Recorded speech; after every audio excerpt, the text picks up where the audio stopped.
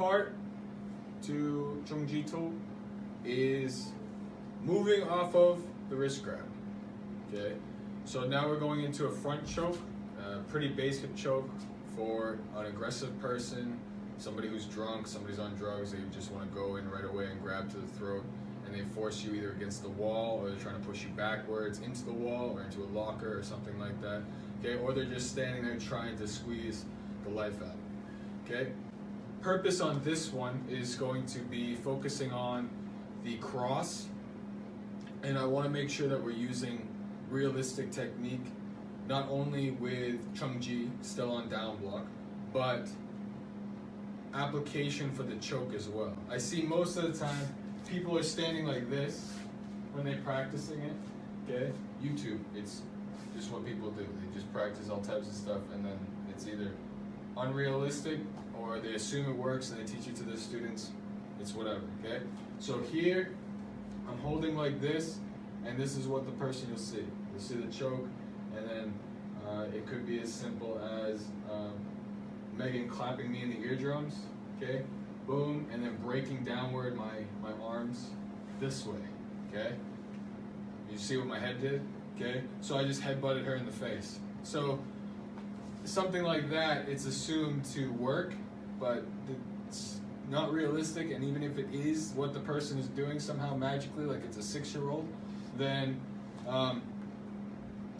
the 6-year-old just headbutted that person in the face. Okay, so you got a broken nose. This way, but then I'm gonna go into more realistic, aggressive movement forward.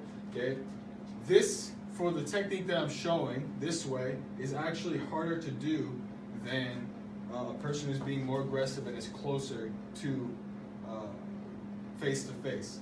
Okay, so from here, I'm holding Megan, I'm choking, and what she needs to do is set up the same way as in Chon-ji, the setup for the cross. You're gonna see going back to this quite a bit, setting up the cross technique, because unlike in Shotokan and karate and stuff like that, where it's crossing this way on down block, this has a lot of purpose for self-defense. And while yes, of course, this does too in Bunkai, but in Hae Sul and Boonhae, this is utilized quite a bit. Okay, and you're gonna see that on the next one as well, where it's very important, and it's probably the highlight of Chon-ji, okay, in Boonhae, or at least in the one that I'm showing. Okay, so here, when the purpose of this is going to be to get the choking hand that you decide to pull across, just pull your arm across this way, here, to get this loose. Okay, and turning away, taking pressure off the arteries on this side. Okay, so I'm here, and she's going to use the motion and get to the cross right away. Okay, ready? Go. 1. Okay, now the first technique that she's doing is elbowing to the face as she's stepping through. Okay, again, go. Hitting to the face. Okay, contact. So it shows you can stop at my face. Here, go. 1 and 2. Here, as she's stepping through. Make sure that your elbow is coming across so that you're meeting your hand. The setup this way, boom, is the setup you want. I'm coming, elbow striking to the face. Okay, again, steps through, elbowing to the face. Okay, jaw, and then immediately into the next set. Okay, this is either going to, what it did is break the grip on the neck, which is the most important piece. But then you're going to have an aggressive opponent, so you need to create space immediately. Okay? So to create space is separation. One more time, go. Boom, here, and extending, just like on down block, here, except sideways hammer fist to the side of the neck, to the temple, to the jaw, whichever position you feel safest at. She's going to kink a little bit on the neck, and pushing down on the head after the strike. Again, here, and 1, elbowing to the face, coming through backhand, boom, side of the neck, and then following weight through, okay? Following weight through, twisting body weight. Again, 1 and 2, and carrying through 3, okay? So you see she opens her hand, that's to get a better grip. Okay? When she's following down, we're not sticking to the pattern completely with I'm only using my fist to down block. Okay? When we're making it practical, we're looking at the shape. Let's say Megan can't move me. Again, here, follows through, elbow, hits here, hits, boom. On this side, she can't move me, okay? Or I have a re-hold of her throat and I'm starting to carry her this way. Whatever it is. Because if she starts to push me this way and I don't lose balance here, then I'm holding on to her. She needs to separate and create distance. So her follow-up is either the fist or the palm to the side of the face, to the ear, to the temple, and then drives it and creates space. Okay? Hitting to create space. You can make it your fist, but again, we're in Chon-ji-Do, which is taught to white and beginning yellow and no regs. So it's a very basic pattern that should be taught with the thought of, well, they're not conditioning their hands, they're not doing knuckle push-ups, they're not punching a bag yet all the time.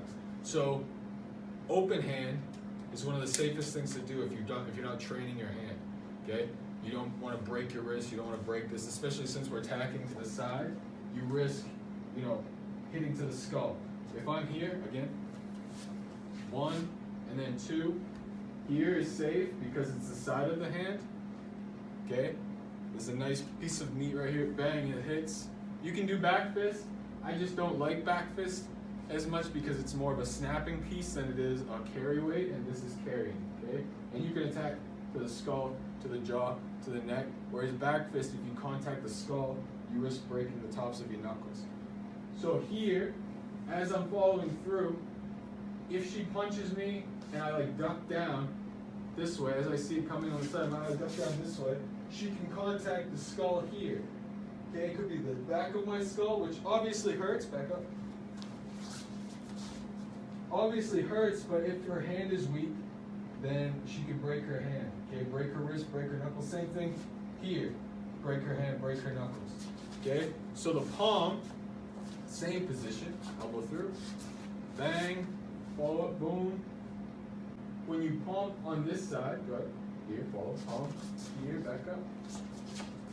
It doesn't matter as much, okay, where she makes contact, here, because she can strike, but she's not,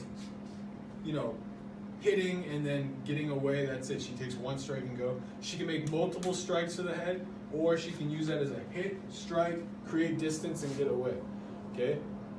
That's the most important piece, is that I need to create space to get away, especially on something like that. A wrist grab, okay? This could be somebody who's aggressive and just wants to pull you somewhere. You can create space. You can decide to follow up an attack, or you can get away. But somebody that is choking you is more than just aggressive, okay? Whether they're drunk on drugs or they're just angry, okay? They're being more than aggressive. So you don't want to be in there for too long. That's somebody that wants to physically harm you seriously. Like, they want, especially if it's around your throat, they're trying to kill you, okay? So you don't stay there very long and let them try to do something else, okay? One more time, full set, okay? Ready, go.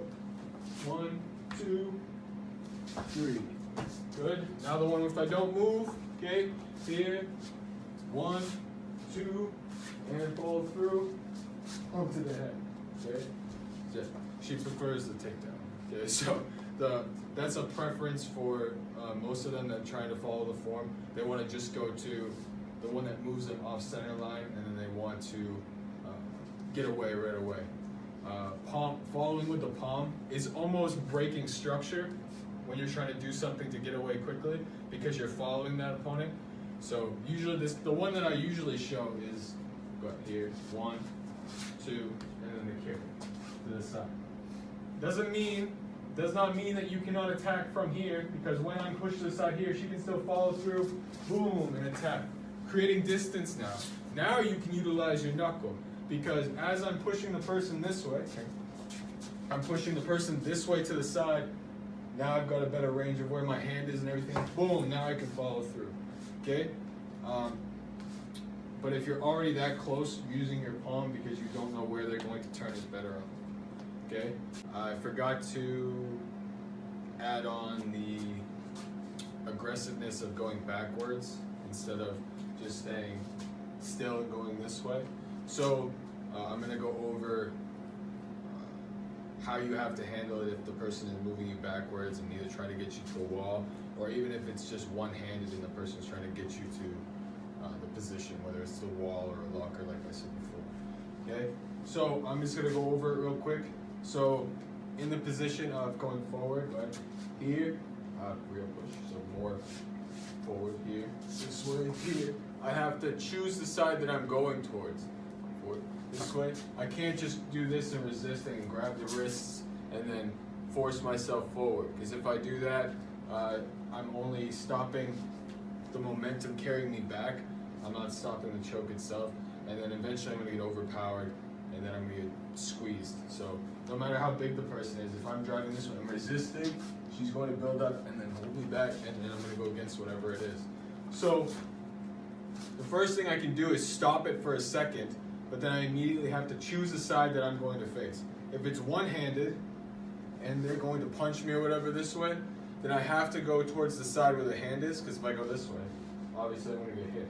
So I want to go to the side that where the hand is. Same thing if it's the opposite side, I'm going towards the side of where the hand is. Okay, go back. So right now I'm going to go over two hands. The two hand is here. I'm getting pulled back. It's the same way. Same exact way. The only difference is my leg. Okay? Here, go. Here. Bang. Recrossing. Now my body is sideways. Instead of staying the way I was, now I can follow back through with my hand. Okay? Immediately, that same exact set, except instead of I'm staying still and I'm going towards them forward and they're holding me in place, now I have to step back and drive my elbow in. And then as I come back and move through. Then you have that same set. Carry the person through, finish off, same as before, or as I'm coming through, bang, hit, move away. Okay? One-handed, same thing. I'm going the same way. One-handed isn't very hard, like I said before. When it comes to somebody's about to punch you, just moving away from the position is easier, but if we're going, like I said, form, I'm going into an immediate attack instead of just getting the hand off of me. I'm here, I go back, same thing, boom, boom, getting away. Because they might strike me with the second hand, I'm not going to go here, I'm not going to bundle them up, bang, and then coming through, bang, and then I'm coming and grabbing. I'm escaping to get out of that position. Boom, swing. This is covering my body, my face. I'm worried about this hand coming through. So when I'm getting pushed back, this is elbowing in, and I'm using this as a cover. Okay? So don't just think of this as I'm elbowing and I'm backing off and then I'm striking. It's a cover to my face as I come through, boom, and then I have the second set. Okay? Okay, so if you're practicing the choking, don't do it staying still all the time. Get it only to think about the pattern and following forward. If I'm against the wall, one of the things I need to do is turn my body in some way, find some way to do that. But I really don't want to get up against that wall. So the first thing I have to do is stop it from getting me to that wall. So instead of going forward like in the form, you have to go backwards. Same exact thing, just stepping back instead of forward. Okay?